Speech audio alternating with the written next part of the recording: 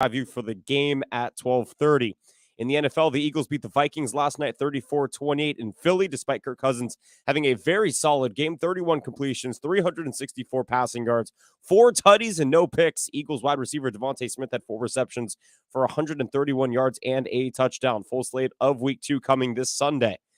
In baseball, the Padres continue their road trip up to Oakland. They go as they get ready for the A's for the next 3 games. What will you find at Macy's backstage? Here's a hint. Fall finds for $25 and under, like sharp blazers, cozy sweaters, cargo pants, jackets, and more. Find the latest trends and new arrivals at a Macy's backstage store near you. After starting the weekend with last night's NFL games. Looking for the long ball. Uncorks it left side. Devontae Smith is going to go. Touchdown, Philadelphia. We continue the kickoff today at Fair Play in North Park with a look ahead to Week 2 of the NFL. And the Aztecs take their first road trip of the season up to Corvallis. Today's broadcast is sponsored by Fair Play in North Park. A little sporty and a lot of party. San Diego County Credit Union. It's not big bank banking. It's better. Bob Jensen Air Conditioning and Heating. We are here to make you more comfortable. Promises 2 kids, creating a bright future for foster children. Now live from Fair Play in North Park, it's the Darren Smith Show. All righty, hour number 2, San Diego Sports 760, AM 760 around Southern California, the iHeartRadio app if you're traveling, or if you're listening a little bit later on. As always, subscribe to the show. You won't miss a single minute of it. Let's say hello to Dennis Lynn. Padres will be in Oakland for the next couple of nights. We talked a little bit about whether or not this is or isn't likely to be the last time that the Padres will be playing in Oakland. I'm sure this will be a subject that Bob Melvin will be asked about a little later on. 6:40 first pitch, hitting the home stretch. 6 games to go at Petco Park, Colorado Rockies, St. Louis Cardinals. Let's say hello to Dennis Lynn. He covers the Padres in Major League Baseball for The Athletic, and he joins us on San Diego Sports 760. Good afternoon, Dennis.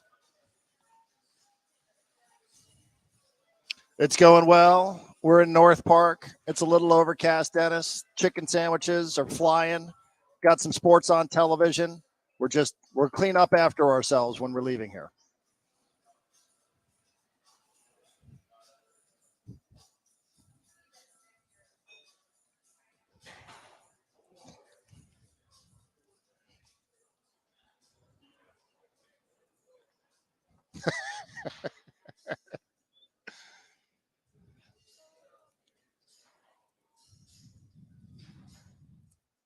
Well, that is something. Those memories last a lifetime, Dennis. Do you have a favorite memory in all the years of covering baseball? Is there something that stands out to you about the Oakland Coliseum, if this is it for you?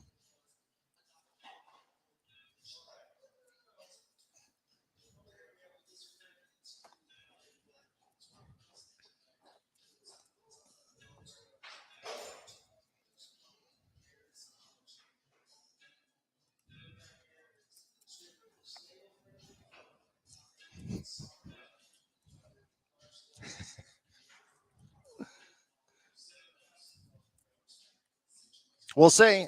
Indeed, Dennis, got a little bit more than 2 weeks to go in the regular season. Where do you sense the priorities are today? What do you sense this organization is prioritizing? I say it kind of half tongue-in-cheek.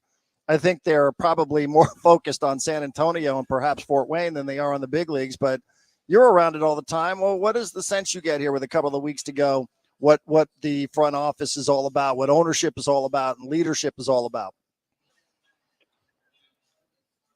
Man, if I knew that the exact answer to that question, I know we've been talking about just getting the team to play better and try to finish on a positive note, like shutting guys down, like Yu Darvish, Joe Musgrove soon, quite possibly. But if I could exactly get into their head about what they're thinking today, and if they even know how to fix what's coming up, or what this entire season has been about, I would be very happy to know that stuff. But it just seems like, it's a lot of sorting out to do when it comes to not only this upcoming off season, but in terms of just the long-term future, in terms of who you really want to build around, and whether, certain guys want to be here long-term or not. And, I think in a lot of cases, it feels like, looking from the outside in for fans, I know it seems like you might, have some assumptions already on who you think he wants to be here or not, but feel like you got to sort out the the manager and coaching situation is well, what is Bob Melvin's future with this organization if he has one, and what are the rest of the coaches and where are they? Because again, you've had about 30 different coaches leave since 2015, and you just have this kind of vortex of constant change that's not good for building continuity and stability, as Peter Seidler likes to talk about. So they've got a lot of sorting out to do, and whether they actually know where to begin is a good question, I think. Yeah, and in 2021 at this stage of the season, let me go back. In 2019, which was Andy Green's final season, at this stage of the season, Dennis, they knew that Andy Green wasn't going to continue. In 2021, I don't think everybody knew what was going on with Jace Tingler. What do you sense is the internal thought process about Bob Melvin today? Is it more Andy Green where we kind of know what we're going to do? Or is it more, we're not so sure here, there's going to be a discussion a la Jace Tingler 2021? I think they know what they'd like to do. They'd like preferably maybe a new manager, a new voice in there. But the problem is they've had several voices already in that seat, and to fire another manager, again, we've talked about this many times. I think even several weeks ago on your show, I said I'd be surprised if Bob Melvin's back. I still would be, whether, again, that's him getting fired by the front office or him leaving voluntarily.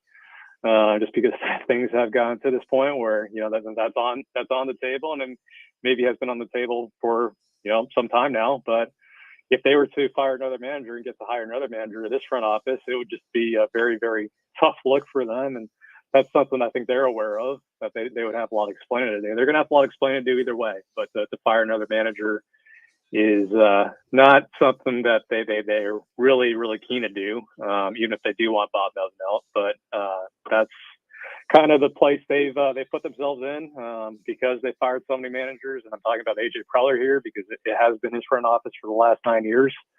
So if you fire another manager, it kind of opens up a lot of stuff probably, and that's probably somewhere that AJ Preller, I would guess, does not feel super inclined to go.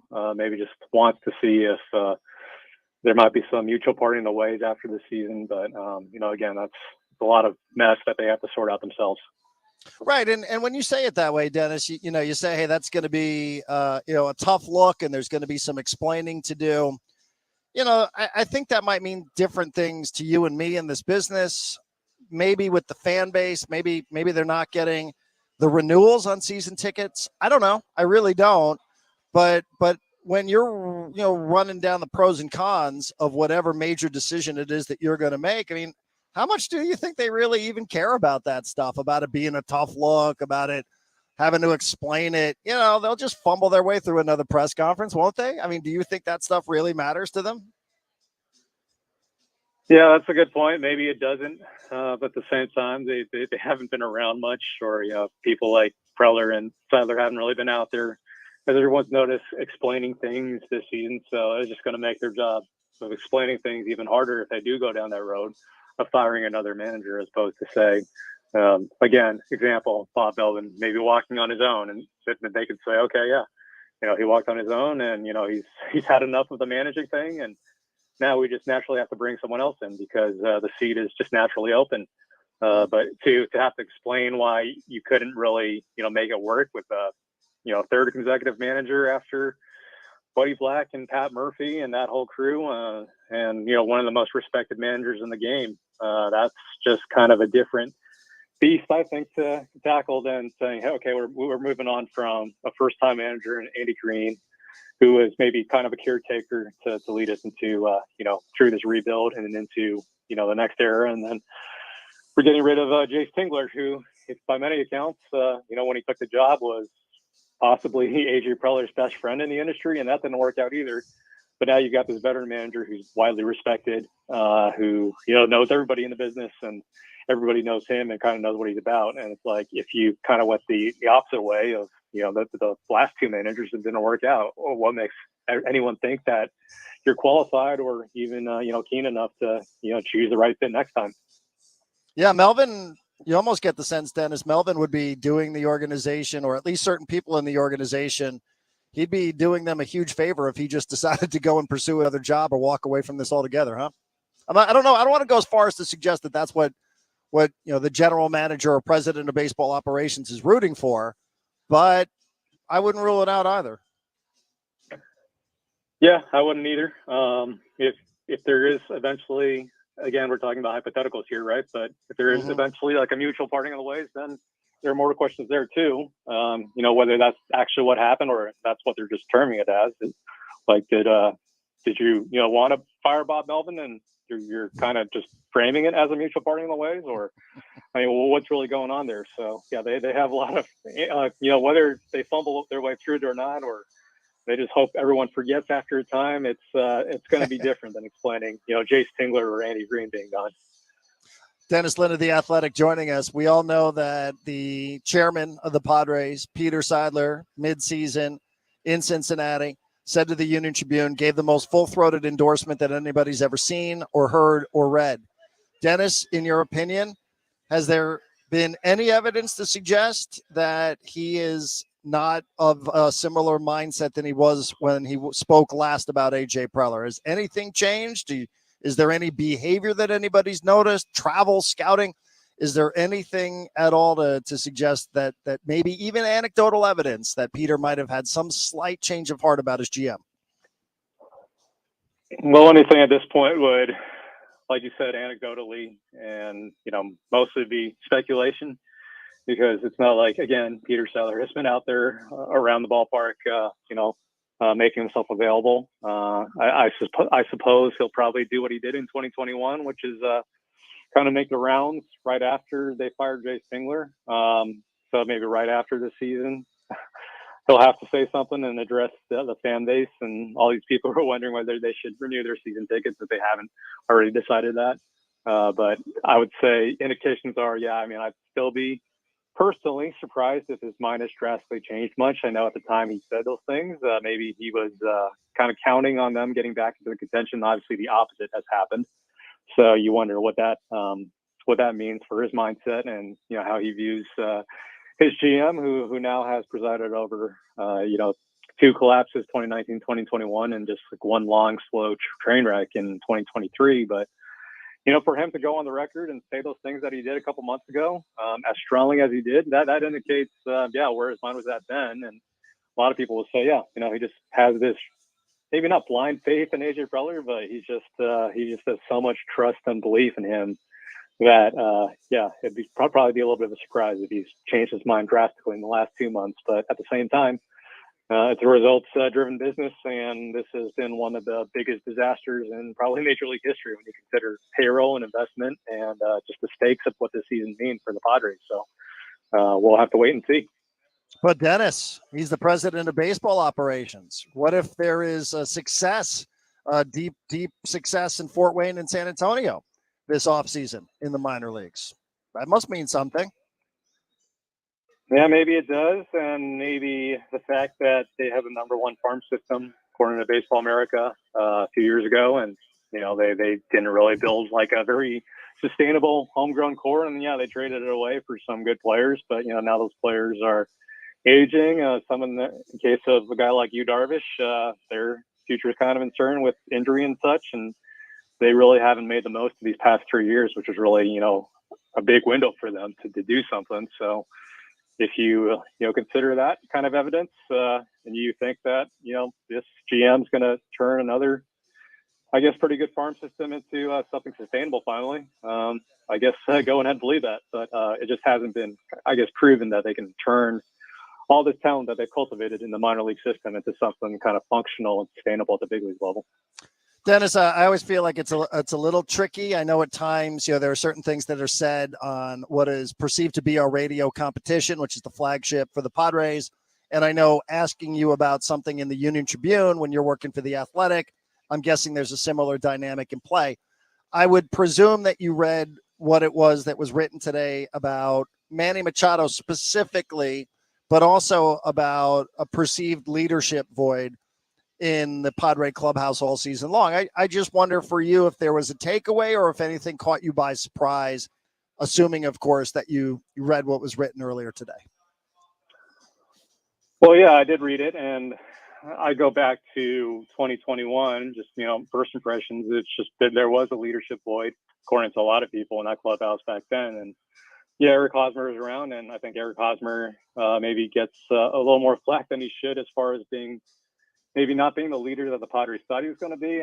He was a guy that a lot of people felt they could go to in the clubhouse, especially young players, and a guy who kind of lit the way for a lot of guys in the league and a lot of guys on the team, just in terms of just how to maybe act and conduct yourself in certain situations. Obviously, things did not end well for the Eric Hosmer-led Padres, so you can draw some of your own conclusions there. But yeah, there was a perceived leadership void back then with, kind of quote unquote, Eric Hosmer, the main leader in the clubhouse back then. And now it's kind of the same thing in 2023 when you changed the roster. And, Manny Machado's still around. But, I also, think of, the last 4 years, the Padres knew who Manny Machado was.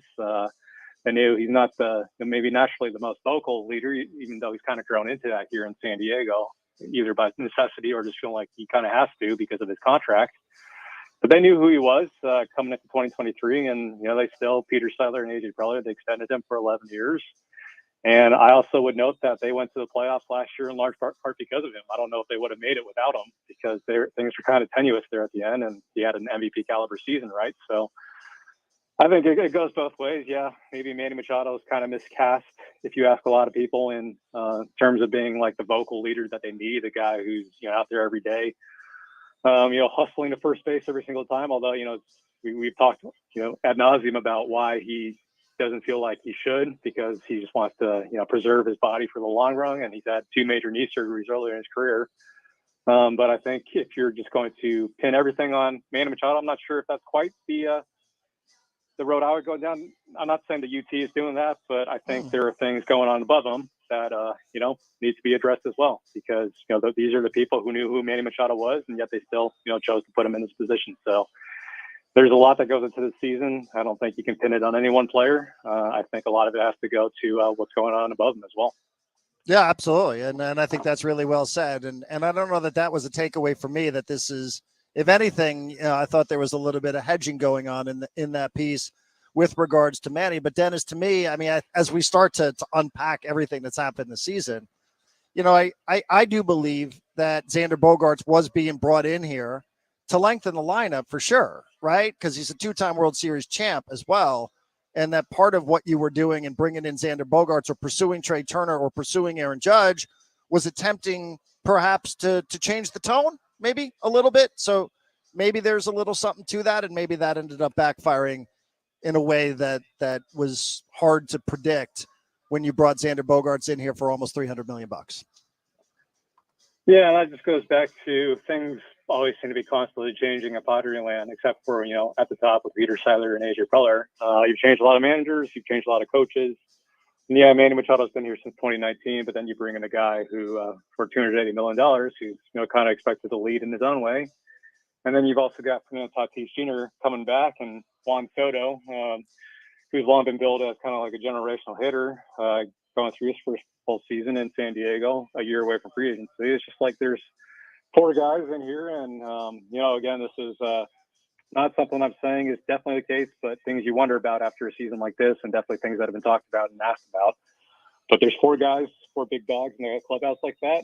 Do they know who the number 1 guy is? And yeah, it's supposed to be Manny Machado because of his contract and his tenure here. But when you put 4 guys like that together, maybe sometimes there's, I don't want to say butting of heads, but maybe just some lack of clarity about who exactly is supposed to be the leader here, because you don't need to have maybe say just one leader, but it certainly helps for, I think, some organizations to say, okay, Mookie Betts and Freddie Freeman are definitely the top guys, or, Atlanta Matt Olson has kind of become one of those like guys they can really build around. And in this case, maybe they don't quite know who to look to sometimes, because there's 4 guys and they all have, big contracts and big salaries, and they're all paid to go up there and rake. And that's not really happened this season. So in the absence of that, sometimes people, look for other ways to explain the season. And sometimes, chemistry and culture, that definitely comes to the surface. Without a doubt. Dennis, safe travels. We'll see you next week at Petco Park. Final homestand of the year. Thanks, Darren. Have a good weekend. See, you got it. Dennis Lynn, everybody of The Athletic, stopping by for a few minutes. So unlike yesterday in our conversation with Casey Pratt from ABC7, who thinks A's will be back, he thinks, yeah, it sounds like this might be it. Maybe the A's are going to pack up and leave, get out of Oakland at the end of the year. We'll see. Nostalgic? Me, I've never been there. No, it's a dump. Yeah, I mean, I wish I had. I really do. I wish I had been there for one of those really good Oakland A's games. It's a dump, but there was some personality. I went there a couple of times to watch, like, the A's and the Red Sox both were good. But, yeah, anyways. That was interesting. It's not just about Manny. It's much more above him. Well, nobody said it's only about Manny. I know. But I mean, everybody just, like, takes this and bites off what they want to spit out of this. Nobody said – Kevin didn't say it was all about Manny. Now, again, he sort of made it mostly about Manny.